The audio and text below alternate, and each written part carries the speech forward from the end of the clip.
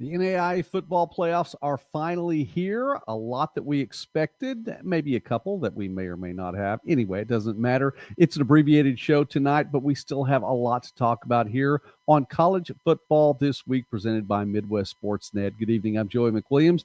And as you may have noticed, I did make it back from the Loves somewhere on I-40 out in eastern Oklahoma somewhere. If you got to watch the car video, we did make an appearance on Sunday following the selection show and talk a little bit about it. We'll talk a little bit more about that tonight, but let's go ahead and get right into it. We have the playoff field that has been set. We have matchups for Saturday and some good matchups. I think they're going to be 4 good games, actually, as a matter of fact. And we'll talk about what we might bet the barn on tonight as well. So let's look at it here really quickly as we bring this up. The top 4 seeds. Actually, those were the top 4 seeds I was hoping for. And again, no disrespect to Benedictine, but these are all 4 undefeated teams. They have really done well this season. Grandview, the defending champion. Kaiser, 3 consecutive championship game appearances, including national championship back in 2023. And, of course, Montana Tech and Friends, they have just been rolling over everyone. So no doubt about that one. I think those top 4 were the right 4. We'll get right into it. By the way, thanks for watching tonight. And if you're watching us, especially live, let us know in the chat from where you're watching and what team you might be cheering for. I'm pretty sure I know who Jeff's going to be cheering for. He's definitely roll stangs there. Robert, excited to keep up with the first NAIA playoff season. You'll have a lot more. You'll have a dog in the hunt next year. I know a little bit more so than you do right now, Robert. But yeah, it's a lot of fun. And the expanded field has added an extra weekend worth of ball games to watch. So I'm pretty excited about that as well. All right, 20 teams in the field. We mentioned the top 4. There they are, deserving. And those 4 teams will really talk about home field advantage for Montana Tech and Friend, home field advantage through at least the quarterfinals, and you see how it plays out after there. Maybe there's an upset. Grandview and Kaiser, home field advantage through the semifinals, and then the national championship will be played in Crowley, Texas. So if Texas Wesleyan were to make it all the way there, that's a long shot. I know. They'd be playing on their home field there. Shout out Sean, and giving a shout out to Grandview as well. Well, they are the top seed, and they are deserving of that. We move on to the next 4 in the championship series, or the next 8 actually in the championship series field. Benedictine, Kaiser, Lindsey Wilson, College of Idaho. I think those are all solid spots there and nice seating for those all the way through. Benedictine had to be the next one. That says Kaiser. That should say Marion. Sorry about that. If Roger's watching right now, Roger, forgive me. It should say Marion right there. I'm not sure why it says Kaiser. Anyway, Lindsey Wilson, College of Idaho, and shout out to the Yotes there. Eddie, watching from Clifton, New Jersey. Thanks for watching tonight, Eddie. Go Yotes. Well, those Yotes, they are up there in that number A spot with the seed. And Leo supporting the Ravens from the west end of Nebraska, all the way out there. Are you all the way in? Are you in the Mountain Time Zone, Leo? I have to ask about that. I mean, you're in the west end out there. Does that put you all the way in Mountain Time to watch us tonight? Just let us know. Anyway, supporting the Ravens, who are the number 5 seed, Marion the 6th seed. Now, here is where I would at least deliver something about these next 8. I was really pleased with Morningside getting the 9 seed and getting a bye there. Thought the Mustangs are worthy of that. And then Dordt not dropping too far. And I think you don't have to put Morningside ahead of Dordt in the seeding just because Morningside beat Dordt. I mean, it's the entire schedule as a whole that I would think that the committee would have to look at. However, I'm not opposed to it. You put Morningside ahead of Dordt there. Really glad Dordt didn't fall too far there in the seeding. Indiana Wesleyan and Campbellsville as well. Leo watching us from the Mountain Time Zone. So I just was curious about that. If you're way out there west, I know that's a part of it. I think that the Panhandle of Oklahoma in its entirety is in Central, but that little stretch there in Nebraska, who knows. Anyway, so let's move on to our matchups from this weekend. I told you it was a bit of an abbreviated show tonight. We have a few more things to talk about. Let's get through this really quickly. Now, to this point, I didn't put the numbers up there, and I want to say this with as much respect as I can. I know that the football championship is what it is. Football championship series, it's not a bracket. It's a football championship series. and there is money involved. There's a lot of money to get this done, a lot of financing that has to take place, and that's why some of the matchups are what they are, no matter what the numbers beside their names are. But it's really tough to say they're true seeds at this point if they're not, falling where they should fall in a bracket. It's not a bracket. No problem there. It's not a bracket, but we just list them as they are from here. Texas Wesleyan at William Penn.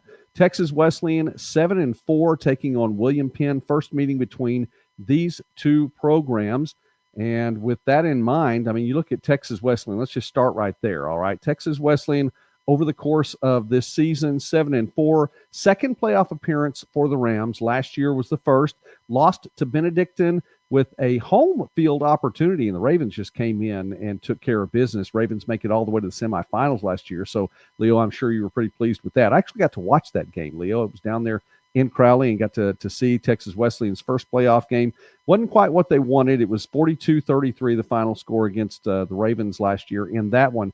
But Cole Francis has taken the helm as the quarterback this year. Carson Rogers started the season there. Cole Francis stepped in a few weeks in, and since that time, in the last 8 games, he's been responsible for multiple touchdowns in those games, in 6 of the 8 games, whether it be passing touchdowns, rushing touchdowns. A number of games he had multiple passing touchdowns. That includes the win that Texas Wesleyan had over Wayland Baptist last week. There was a 24-13 victory at home over the Pioneers. Now, quick shout out to Wayland Baptist because the Pioneers came in on a 6-game winning streak, and that was one of the programs we've been talking about here. I think Coach Hinojosa's team is fantastic. Had a chance to get to meet him in person for the first time on Saturday.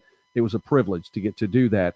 But his team came in, a little banged up. They suited up only 56. So clearly that 6-game winning streak had taken its toll on the Pioneers over the course of the season. Rams took care of business, and in doing so, put themselves in a position to get the AQ out of the Sooner, which also proved to be the only bid out of the Sooner Conference in that after OUAZ lost at home, and it's just a bad loss, a bad time to happen for the Spirit there. Their only loss of the season. So Texas Wesleyan, under the leadership of Coach Brad Sherrod and Cole Francis. Coach Sherrod, 2 years with the program, 2 consecutive playoff appearances. For William Penn, under Coach Mark Benavidez, wow, you knew the time was coming. You thought it might be in year 3, and it definitely was. Years 1 and 2 for the Statesmen under Coach Benavidez, 4 wins apiece, 4 and 6 each year, 10-1 this year. And for William Penn, it's only the 4th time in program history to hit that 10-win mark. Each time it's been a 10-1 season. Now, it's going to be something other than that this year because there's going to be at least one more game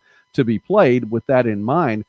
But of the 3 previous times to get 10 wins, only one time made it to the playoffs. 2010, last time to go 10-1, did not make the 16-team field then. It was a 16-team field.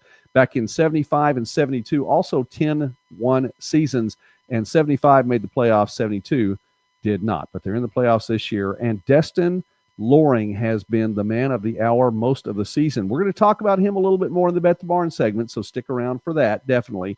143.1 rushing yards per game, 25 rushing touchdowns. That is second in the NAI in that category behind only Friends Cavante Baker with 26. And so that's quite a mark there. Cavante Baker, what a player he is. Obviously, we'll talk more about Friends in upcoming episodes. But tonight, Texas Wesleyan and William Penn. Now, we haven't picked games here on Midwest Sportsnet all season long throughout the 2025 year. And it's time to start. So we're going to pick some games now. We'll pick all 4 of these. However, I reserve the right to change a pick if we find out about an injury somewhere along the way. Did that last year in the first round, and we found out that Truman Julesgaard wasn't going to be playing for Baker and thought that Pikeville might have a chance to get the win. So we did go on record. I think it was Friday afternoon, may have been Friday evening. I don't know. Whenever we put it out there for Corey's Discord site and the playoff predictions there, we did say Pikeville then. But this one, it's going to be on the road, going to be there in Oskaloosa. I believe that's a great site for a playoff game, and I'm sure the fans are going to be on hand for that big time. Texas Wesleyan making the trip up to Iowa for this game. Big time matchup, and we're going to put our marbles in the camp of Coach Benavidez and the Statesman. So we're going to pick William Penn with the victory in this one at home. And that is our official pick as of now here on Midwest Sportsnet. So we move on. These games taking place on Saturday, November 22nd. St. Thomas is going to go all the way out to Carroll. And believe it or not, it's not the first time they did it. They did it back in 2023 in a regular season game, lost 26-23 to the Saints back then. Second meeting all time between these two programs. St. Thomas with a 44-37 victory over Florida Memorial last week to close out the regular season and do its part to get into the playoffs. Had to get that win right there, and they did what they needed to do. Carroll, by the way, beat Eastern Oregon 12-0. And to stop and pause and consider Eastern Oregon's season, four times this year, Eastern Oregon was involved in a game in which there was a shutout. Now, one time they were on the proper end of it. If you're a Mountaineers fan, shutout Simpson, 34-0 was the final there. But then you get three other games in which you lose 3-0, 7-0, and then 12-0 to Carroll.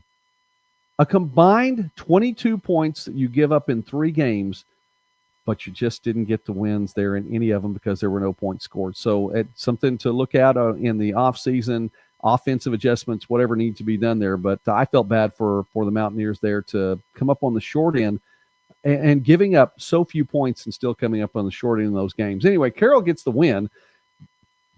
Definitely needed that win to, again, secure its spot in the playoffs there. 8-2. St. Thomas, 7-3.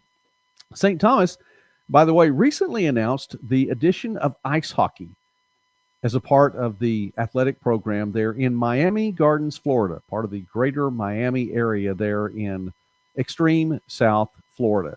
So if you're an ice hockey fan, St. Thomas, the Bobcats may be your place for 2026. In the meantime, how about football? Between these two schools, St. Thomas, third football playoff appearance in a row, third time in 7 years as a program to make the playoffs, finally broke through. It took a little while. I mean, St. Thomas was having some pretty good seasons and just couldn't break through until finally in 2023 and been back ever since then. 7-3 record this year. For Carroll, it's the third playoff appearance in 6 years. But, you know, the Saints, well, they are a perennial powerhouse in the last 30 to 40 years. You go back third in 6 years this year, but from 2000 to 2014, 14 playoff appearances in 15 years. Oh, by the way, had 6 national championships during that time as well. This will be the 25th playoff appearance for the Saints. And third, again, that number 3 right there in those playoff appearances. Quarterbacks, though, for these two, they have similar numbers this year. Keely Watson for St. Thomas comes in 19th in the country, throwing for 244 yards per game, averaging that per game, and putting up 25 passing touchdowns to just 5 interceptions on the year. Caden Hewitt, 18th in the country, just above that, 251.5 passing yards per game, the average there, and 28 passing touchdowns to just 7 interceptions. And look at those numbers there. The ratios there are fantastic between these two teams. A 5-to-1 touchdown interception ratio for Watson, a 4-to-1 touchdown interception ratio for Hewitt. And bottom line on these, it could be a very good game. We'll talk about the numbers of what it could mean a little bit later on, also in the Bet the Barn segment. But let's talk about the pick here really quickly. I think defense holds sway for the Saints. Coming off a shutout, you know, they're fired up. And it could be a little bit of a challenge for a team from, again, Miami Gardens, Florida. Not all the players are from South Florida, but you spend your time there during the summer, you spend your time there during the regular season, it becomes a little bit acclimated to that weather. And so in Helena, the temperature is projected to be a high of 51, mostly cloudy. And without the sun out, that 51 can feel a little bit more cool than what it would with the sun shining down there in the middle of the day. A low of 34, so probably not going to get to freezing, at least during game time. And so I still think that has a little bit of an effect. And with the Saints playing defense like they are, we're picking Carroll in this matchup at home over St. Thomas. Reinhardt gets into the playoffs and does so big time with a win over Pikeville last week, 62-21. We were wrong. We picked Pikeville to win the Appalachian, and the Bears just did not. Had an opportunity at the end, but too much Reinhardt. Now it's the 10th year in 11 seasons for the Reinhardt Eagles to be making the playoffs. So shout out to them in that. They're going to take on Southeastern, not that far a trip to make it to Lakeland. 8-2, the Fire's record. Reinhardt 7-3 overall. Southeastern gets in as an at-large bid and is able to host the Fire on the outside looking in with a 2-loss record last year. Makes their way into the field of 20 this year with an 8-2 record. Fifth meeting all time between these two, and the Fire owns a 3-1 record overall with wins not only this year, but in the previous 2 years. These two teams met earlier this season. The only matchup in the first round between teams that have seen each other already, 41-20 in week 2. The Fire came away with a victory. It was a 28-10 in 2024 victory and a 23-20 victory in 2023. Reinhardt won by 30, but you have to go back a few years for this one, 9 years to be exact.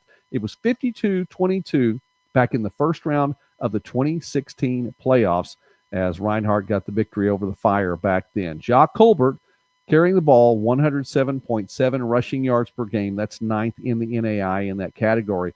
But for the Fire, Colbert's going to go up against a pretty solid defense. Now, when they met early on, it was the Fire's rushing game, putting up 305 yards of rushing offense in the win over the Eagles in that one. But the Fire since then have proven to be quite a solid defensive program. 5 games in 10 this year, Southeastern has given up single-digit scoring, including 2 shutouts. 9 points, 7 points a couple of times, and a couple of shutouts as well along the way. You have to give credit to William Henry's defense, the defensive coordinator there for the Fire, Coach Waugh's team. And I'll pause there for just a moment because I know there's a lot going on the Division I level. And we've talked about this here on College Football This Week, that anything like that, the coaching carousel is starting to find some stops along the way. One of those is that James Franklin is going to be at Virginia Tech. I've already named the new head coach for 2026 in James Franklin there. There will be other coaches along the way that settle in. Well, it's going to have an effect all the way through. It's going to have an effect in Division II and in the NAIA as well. And one of those names that you might be watching, by the way, there will be other opportunities in the NAIA too. Don't think that it's just Division I. There will be some teams in the NAIA now that the regular season is over that will be announcing very soon that there is going to be an opportunity for a new head coach in that program. I think William Henry's name should be one of those that is mentioned along the way for an opportunity. I know Southeastern fans may not want to hear that. You sure do like what he's been able to do with your program there in Lakeland, but his defense has done an excellent job. Thomas Ibrahim, 20.5 tackles for loss. When you have a player like Ibrahim, that's definitely going to help your cause on defense. And of those 20.5 tackles for loss, 10 of them were sacks. Picking this game, I know Reinhardt's back in the playoffs for the first time, well, since a couple of years. Just a little bit of a blip on the radar not making the playoffs last year. But we're going to take the Fire at home in this one, and the defense reigning supreme in this matchup. So we're taking the Fire over Reinhardt. Home field in our first 3 picks. Are we going to do it 4 times in a row? Let's find out. Evangel's 9-2, going on the road to Fort Wayne to take on St. Francis of Indiana. Both teams at 9-2. First meeting between these two programs. Last week, Evangel beat Bethany 41-10, and St. Francis just dismantled Judson 63-20 to keep the Eagles winless this season. The two teams have lost 2 games this year. For Evangel, it was a loss to a very good McPherson team and just skulldrug by Friends. For St. Francis, it was a loss to a very good Campbellsville team and then boat raced by Marion. So you both have a loss and a very big loss on the record. Those are things in the past now because you're in the second season now. Talking about some players to watch, Eric Williams II, 935 rushing yards. He became the first Evangel Valor member to carry the ball for more than 1,000 yards in 20 years with his 1,000-yard production last year. He's definitely on pace to hit that 1,000-yard mark again this year. Would need just a net 65-plus to get it done. He has 13 rushing touchdowns on the year. Joshua Kulka, by the way, I think is one of the more underrated quarterbacks over the course of this season. 275.7 passing yards per game, 28 touchdowns to just 11 interceptions on the season. And we look at this game, there's a lot involved here. St. Francis has done its job to get back to the playoffs once again, following the retirement and moving on of Coach Donnelly. Well, They're back there once again, and a home playoff game this year. We're going to go ahead and pick the road team. We think Evangel's defense is enough. I've talked about Kulka being underrated. I think the Evangel defense is underrated. Playing in the Kessinger division this year, took care of business, did what you needed to get done. The losses against McPherson and Friends, those are some high-powered offenses. It's tough to hold that against them. I don't know if the Cougars offense is quite as high-powered as those two. We'll find out. St. Francis has the opportunity to win this game at home. In a close game, we're going to go ahead and take Evangel in this one for the minor upset there, if you will, the lower-seeded team according to the numbers beside their names in the field. All right, so we have Evangel, we have Reinhardt, we have St. Thomas, and we have Texas Wesleyan.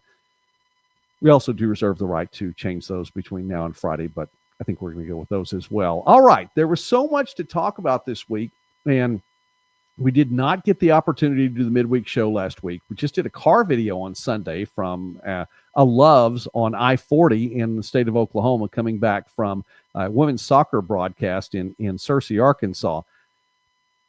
Not getting to do a top 5 performances thing was one of those things that I felt bad about. You know, there wasn't much that we could do. It's just one of those things. And we're looking at another week of broadcasts like that. I'll talk about that in just a moment. But I did want to mention a couple things from Morningside specifically. And I know Jeff's watching. Usually we get some Morningside traffic as well. So if you're not watching us live, at least on let us know in the comments section. And I would give a shout out to Drew Sellin, because we talk about Drew a lot. Well, he was out for a couple of games and came back at just the right time in the win over Dort, a 34-28 victory in overtime over a previously undefeated Defenders team. And Drew Sellin had 7 catches on the day, 126 yards receiving, but 3 of them were for touchdowns, including a touchdown catch in overtime, a 24-yard reception, a 36-yard touchdown reception, and a 9-yard touchdown reception to go ahead and win it overall. So, yeah, Jeff, shout out in that one to what Drew Sellin did. Oh, my goodness. And we have a Mustang in the chat. Hey, Brody, thanks for watching tonight, man. And I know that you took care of business to make sure that Zach had a chance to get Drew the ball. So good job there in getting that done. Clutch catches all the way through for Drew in that matchup. So we had to give a shout out to him on that one. And also, we definitely need to give a shout out to Coach Ryan. Haven't had a chance to visit with him on the program in a little while. We need to do that here on the channel, get him on the summit again and visit sometime soon. But promoted on social media on the Mustangs websites. How about this? With a win on Saturday, and I heard Daniel Versteeg's broadcast, the end of it. I was down in Fort Worth listening to this in the car and getting the final, the wrap-up, actually. I got to hear the wrap-up after the game was over with. Coach Ryan's career record jumped to 249 and 49. I think that's really cool. Some great numbers there. So the next win will be win number 250. But there's that 200-game gap between wins and losses, and that's what they're. That makes him the one of only 12 college football coaches in history with 200 more wins than losses in his career, joining the likes of legends such as Tom Osborne, Nick Saban, and Bear Bryant.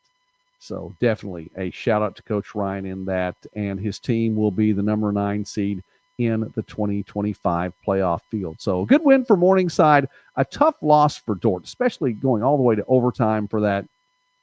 But the Defenders aren't done, and I think there's a lot more in store right here. I want to see how these matchups line up and where the playoff committee sends teams and exactly how it's going to line up in this field. I know what it could look like.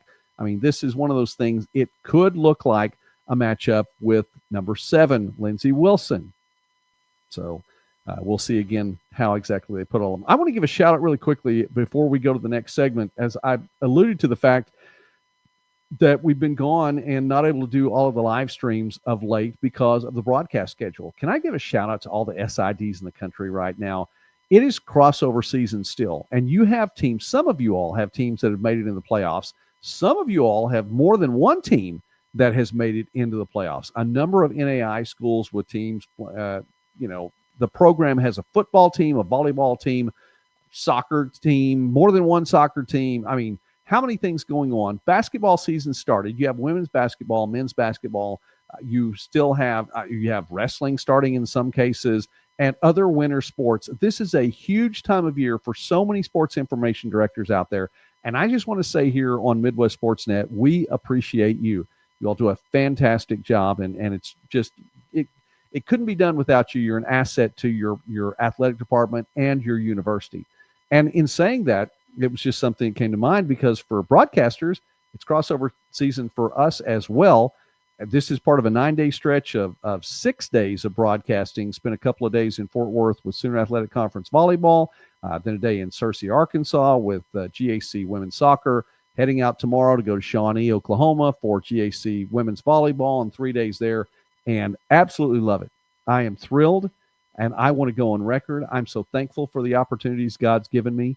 I am excited to get to go and do those. Calling volleyball is a blast. If you've never watched, I know we're in college football. I'm just saying, if you never watched volleyball, you need to watch that. It's a lot of fun. But it's been busy, so it's been tough to get our live streams out as regularly as we did during the summer and the whole regular season. Stay with us, though, here. We're going to be back on Sunday night and be here and be excited about the games that we get to watch on Saturday as well. That should be a lot of fun. All right. Let's go to the final segment of the night that I know of here, unless there's another segment. Somebody has something I don't know about that they need to bring to the table. Let's see. What do we need to? Let's bring up a graphic here. What graphic should we use?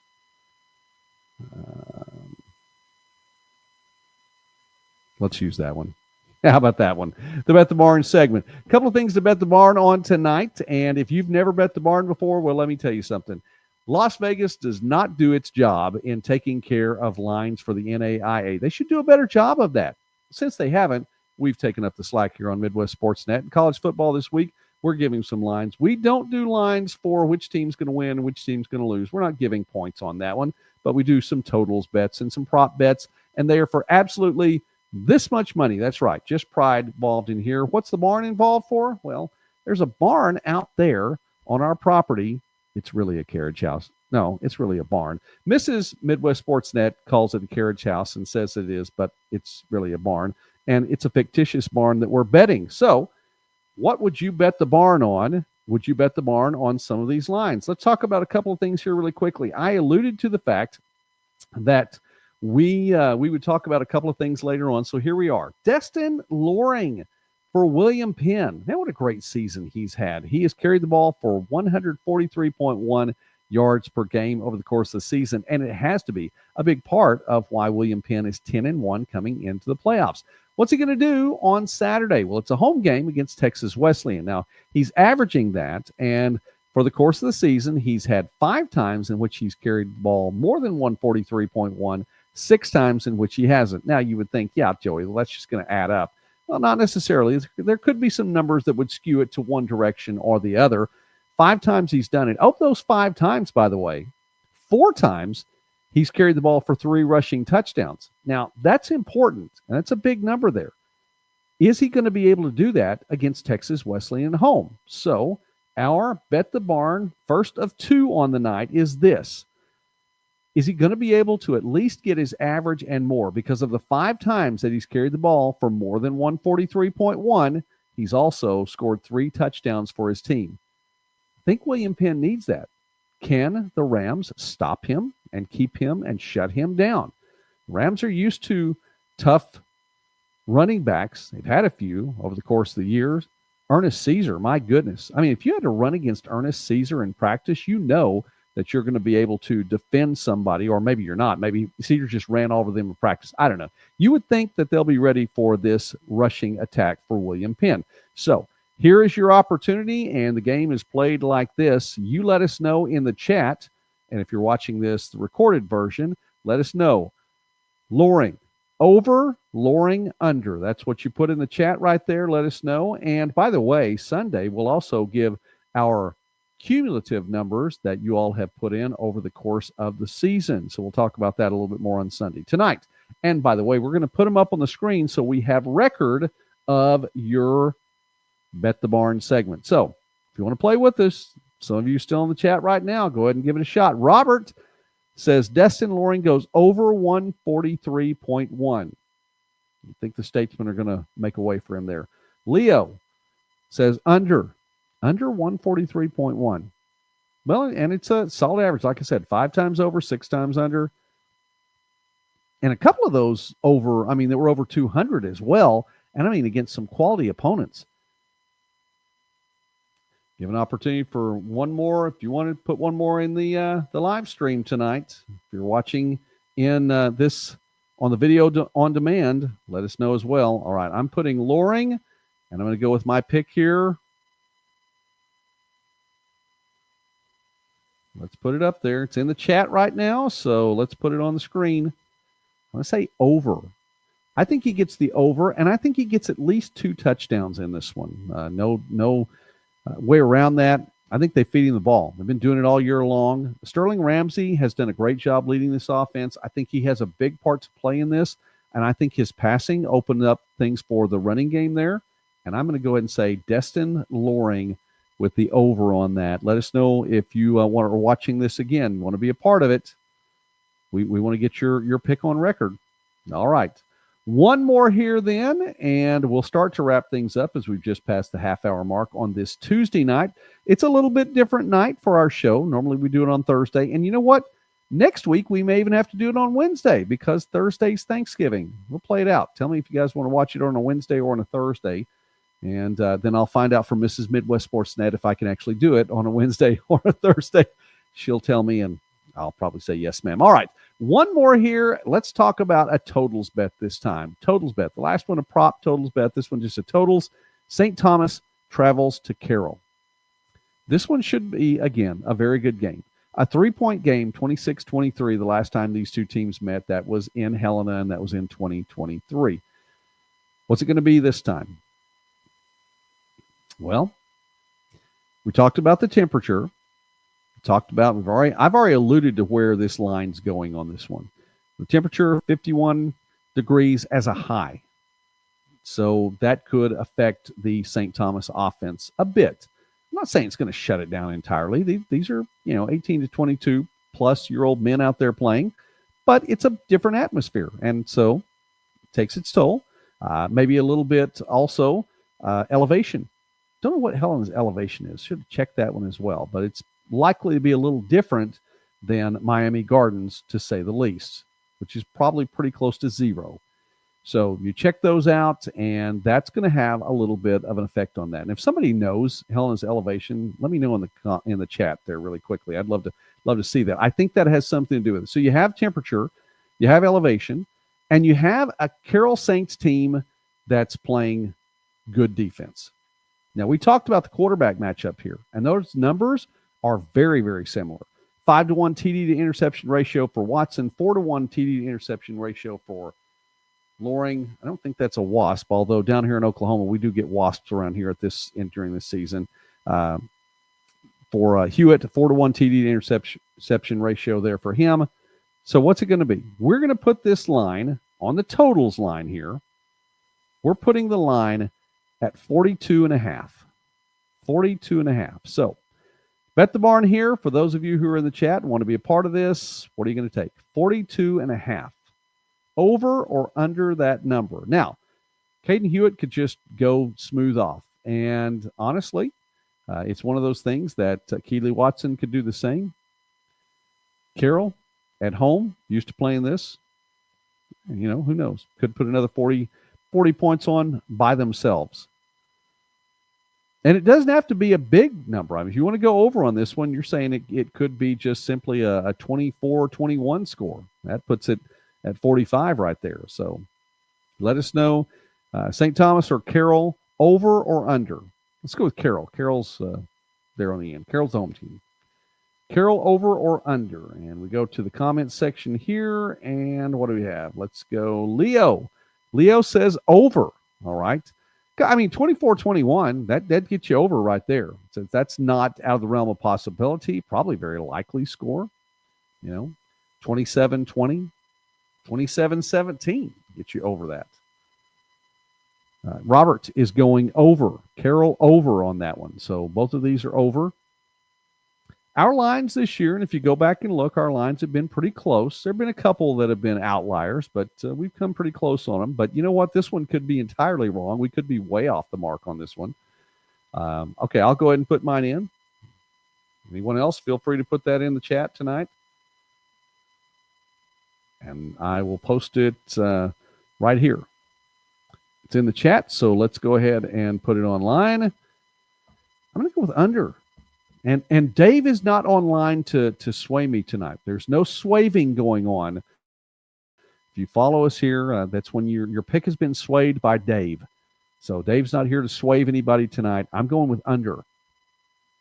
I think it could be a little less. I think we could be looking, at a 2017 game, 20-14 game, 27-7 game. I mean, that could be what we're looking at overall. So we'll see. My pick is recorded there. So I'm not changing the Bet the Barn picks. I may change the my pick on the teams that we picked a little bit earlier. If I find out about some kind of injury, I may change it before we go on Corey's Discord and pick there. But I'm not going to change the Bet the Barn pick. So I am, Robert. I am. I'm counting on the weather. I think it's going to be a defensive game, and I really, honestly, I think the Saints defense shows up. This is a hallmark of Carroll's program for many years and recent years as well. And I think Coach Purcell's team does a good job on defense. I didn't take away from their offense at all, but I think the defense steps up, and I think it could be one of those. And they're just coming off a shutoff. I mean, it's a team that hasn't given up any points in a couple of weeks. So there we go. All right, those are our Bet the Barn picks for the night. Do we have anything else? No, we do not have anything else except to say thank you. Thank you so much for being a part of the broadcast tonight. If you're watching us on the live chat, and Robert and Leo, and let's go back through here really quickly. Brody on the live chat tonight as well. Jeff on the live chat tonight. Sean on the live chat tonight for being a part of the broadcast as well. And who else did we have on there? Edwin, thank you for being on the broadcast tonight, man. Thanks for showing up and watching us from New Jersey. Appreciate that. Not too many NAI teams in New Jersey. As a matter of fact, I don't think there are any NAI teams in New Jersey. I have to look that one up. There's one in Pennsylvania for sure, but Point Park, I think, is going D2. So, and they don't have a football team right now. So there we go. All right. Boomer Sooner, go Bulldogs. Sooners are taking on Mizzou this weekend. That's a home game, Robert. So you may go watch that one. Go GPAC as well. So a couple of GPAC teams still in it, but none of them playing this week. All right. If you have not yet subscribed to the channel, please do. We appreciate that. And let me say, it is heartfelt. I am very appreciative to everyone who watches the show here, and not just this show in particular, but all of the programming that we have here. We have the Summit. We have our Midwest Sports Saturday, which will be live from Shawnee, Oklahoma on Saturday morning, 11 o'clock, I believe, is the scheduled start time for that one. We're going to talk about a number of conference honors throughout the NAI football. We'll be talking some Division II volleyball, of course, being on site. That'll be a championship match day. There will be a lot going on from Shawnee. I'll have a lot of guests as well. So if you want to stop by, there will be NAI football talk as well over the course of that day. But, for the folks who watch Midwest Sports Saturday and the ones who watch us here on college football this week and watch the Summit and all of the other things that we have going on, so many shorts here on the channel, I appreciate you. And Mrs. Midwest Sportsnet appreciates you. And all of the kids here in our house appreciate you. And I'm thankful. I cannot say that enough. I'm very thankful that you stopped by the channel. We have a number of you that are members now, and that number's growing. And we have so many subscribers now, and that number's been growing. Our goal for the end of the year is 5,000. We definitely still want to hit 5K before the end of 2025, before my big 5-5. That's coming up in January. So we want to hit the 5K before my big 5-5. And you can be a part of that. And tell a friend. And, maybe somebody else in your house. I know some of you all have said, hey, listen, I let somebody else in my house subscribe to the channel. Thank you very much for that. It really does help, and we appreciate that. So thank you all for watching tonight. We'll be back Sunday night, same time. We'll be live here on Midwest Sportsnet with college football this week. We will talk about all 4 games from the weekend, and we will, I'm sure, know more about the matchups for next Saturday. We'll go over all of those. In the meantime, thank you so much for watching tonight. Shout out to all of you. We love you. We appreciate you. God made you well. You are flat out awesome, and we're thankful that you spend time on the channel. NAI football this Saturday. Watch it all. It's going to be a lot of fun. Enjoy all 4 games.